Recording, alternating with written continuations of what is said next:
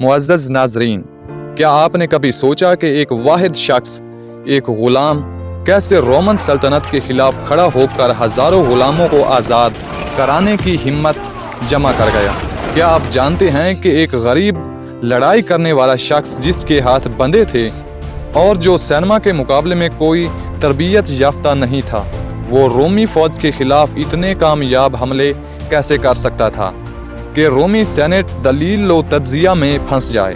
क्या आप जानते हैं कि इसकी बगावत ने कई बादशाहों और जर्नैलों को खौफज़दा नहीं किया, बल्कि रोमी समाजी ढांचे, ग़ुलामी के नज़रिए और हत्ता कि रोमी सियासत को हमेशा के लिए हिला कर रख दिया? क्या आप जानते हैं कि स्पार्टक्स की क़यादत में खड़े ग़ुलामों ने सिर्फ लड़ाई नहीं की, बल्कि उन्होंने इंसानियत की एक तस्वीर खींची, एक तस्वीर जिसने आज़ादी के जामे मफ़हूम को सदाएं दी? और सबसे अहम सवाल, आखिर स्पार्टक्स कौन था? एक वहशी जंगजू, एक चालाक कप्तान, या वो एक ऐसी अलामत बन गया जिसने दुनिया को ये सोचने पे मजबूर कर दिया कि ग़ुलामी हमेशा के लिए बराह रास्त नहीं रह सकती? अगर आप इसकी अजीम बगावत, इसकी शानदार जंगी हिकमत अमली और इसके दिल दहला देने वाले अंजाम का सच्चा किस्सा सुनना चाहते हैं तो ये वीडियो आपके लिए है। आखिर तक हमारे साथ रहिए। आगे बढ़ने से पहले एक छोटी सी गुजारिश, अगर आपको तारीख के ऐसे लेजेंड्स पसंद हैं जो बस किस्से नहीं बल्कि सोच बदल दें, तो हमारे चैनल ग्लोबल डॉकू टाइम को सब्सक्राइब कर दें और वीडियो को लाइक करें, क्योंकि हम हर हफ्ते ऐसी ही गहरी और डॉक्यूमेंट्री स्टाइल वीडियोस लाते हैं। तो मुअज़्ज़ज़ नाज़रीन, अब बात करते हैं स्पार्टक्स की इब्तदाई ज़िंदगी और ग़ुलामी। स्पार्टक्स एक थ्रीशियन नौजवान था, शायद फौजी पस मंज़र से आया हुआ, जिससे रोमी जंगों में कैदी बनाकर ग़ुलाम बना दिया गया।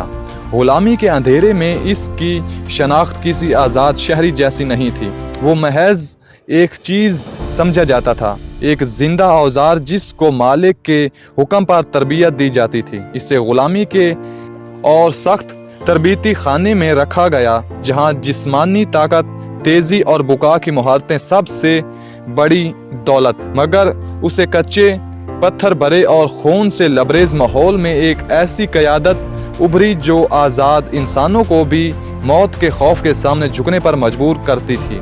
स्पार्टक्स ने वहाँ न सिर्फ तलवार चलाना सीखा, बल्कि लोगों के दिल जीते, नज़्म ज़ब्त कायम किए और ख़तरे में फ़ैसले करने का उस वक़्त से हुनर पकड़ा, जो बाद में पूरी बगावत का बुनियादी सतून बन गया। सन 73 कबल मसीह, जब रोम की अजीम ताकत साफ नमूदार थी, स्पार्टक्स ने और चंद कैदियों ने एक ख़तरनाक मंसूबा बनाया। कैद से फ़रार। ये फ़रार महज भागने का नाम नहीं था, ये आज़ादी की पहली चिंगारी थी। उन्होंने छोटे हथियार, चाकू और रोज़मर्रा ज़िंदगी के सादा औजार इस्तेमाल करके अपने कैद खाने तोड़ दिए और जल्द ही वो एतराफ़ के पहाड़ों में छुपकर अपने काफ़िले को बढ़ाते गए। हर निजात पाने वाला ग़ुलाम इनकी सफ़ में शामिल हुआ। हर आज़ाद शुदा आदमी ने उम्मीद के बीज बोना शुरू किया और यूं एक छोटी बगावत बतदरीज एक मुनज़्ज़म फ़ौज बन गई। स्पार्टक्स ने जल्द समझ लिया कि सिर्फ जोश और खरोश काफ़ी नहीं, उसे एक मुनज़्ज़म फ़ौज दरकार थी। इसने लोगों को डिसिप्लिन की तरबियत दी। उन्होंने लाइनों में लड़ने की तकनीकें सिखाई जो कि आम ग़ुलामों में नहीं होती। इसने इनमें न सिर्फ फ़ौजी महारत डाली, बल्कि एक ऐसी जज्बाती यकजहती भी पैदा कर दी जो रोमी सिपाहियों के मुकाबले में ताकत बन गई।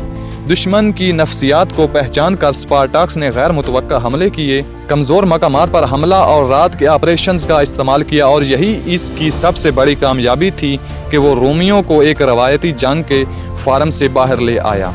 काफ़िले ने जनूबी इटली में बहुत सी फतूहात हासिल की। उन्होंने छोटे छोटे साजो सामान और घोड़ों पर कब्जा किया और इनके खिलाफ खाली नज़र आने वाले रोमी फ़ौजी सतूनों को घेर लिया और जल्द ही कैपुआ जैसी जंगों पर इन्हें शिकस्त देना शुरू किया। ये वो मकाम था जहां ग़ुलामों ने पहली बार रवायती फ़ौज को बतदरीज टक्कर दिया, और यही वो लम्हा था जब रोमी अशरफिया को सुनसुनी सी होने लगी, क्योंकि रोम की शान का खाका टूटना शुरू हो गया था। स्पार्टक्स की बगावत में कई कायदीन सामने आए। इनमें क्राइज़स एक बड़ी शख्सियत थी, एक ताकतवर ग्लैडिएटर जिसने अपनी जुदागाना हिकमत अमली और जंगी जोश से दर्जा हासिल किया। मगर ताकत और फतह के साथ अंदरूनी इख्तलाफात भी बढ़े। कुछ यूनिट्स रोम को छोड़कर फैलना चाहते थे, بعض علاقوں کی لوٹ مار اور جائیداد حاصل کرنا چاہتے تھے، جبکہ اسپارٹاکس ایک واضح مقصد آزادی اور بغاوت کو قائم رکھنا چاہتا تھا۔ یہ اندرونی تقسیم آخرکار قافلے کو تقسیم کرنے کا سبب بنی اور یہی بنیادی وجہ تھی جس کی بنیاد پر رومیوں کو دوبارہ موقع ملا۔ جب روم نے محسوس کیا کہ صورتحال ان کے قابو سے باہر ہو رہی ہے تو انہوں نے طاقتور جرنیلوں کو ریلیف بھیجا۔ سب سے پہلے رومی جرنیل کلیڈیس گلیبر نے ہلکی کوشش کی مگر ناکام رہا۔ بعد از مرکز نے سنجیدگی سے قدم بڑھایا اور اسی نے غلاموں کے خلاف سخت محاصرہ کیا اور منظم فوجی حکمت عملی اختیار کی، جس میں دشمنوں کے وسائل کو کاٹ دینا اور قافلے کو بھوک و تشدد سے توڑنا شامل تھا۔ کراؤزز نے سخت قوانین نافذ کیے، قیدی غلاموں کو کنٹرول کیا اور آخر کار اسپارٹاکس کے لشکر کو شدید دباؤ میں ڈال دیا۔ اسپارٹاکس اور اس کے ساتھیوں نے بے شمار قابل ذکر لڑائیاں کی مگر داخلی تقسیم، رومی فوج کی منظم منصوبہ بندی اور وسائل کی کمی نے بالآخر ان کی قوتوں کو ختم کر دیا۔ سن 71 قبل مسیح میں ایک خوفناک اور دل شکستہ انجام آیا۔ اسپارٹاکس اور اس کے ہزاروں ساتھی ویا ایپیا کے ساتھ قید کر لیے گئے اور رومیوں نے ان کو صلیبوں پر لٹکایا۔ ایسا قتل عام جو رومی قوت اور غلامی کے نظام کے متعلق پہچان کا پیغام بن گیا۔ اسپارٹاکس کی اپنی موت بہادری کے ساتھ ہوئی اور وہ لڑتے لڑتے مارا گیا، مگر اس کی موت نے غلامی کا سوال ختم نہ کیا بلکہ اس نے تاریخ میں ایک مستقل علامت چھوڑ دی۔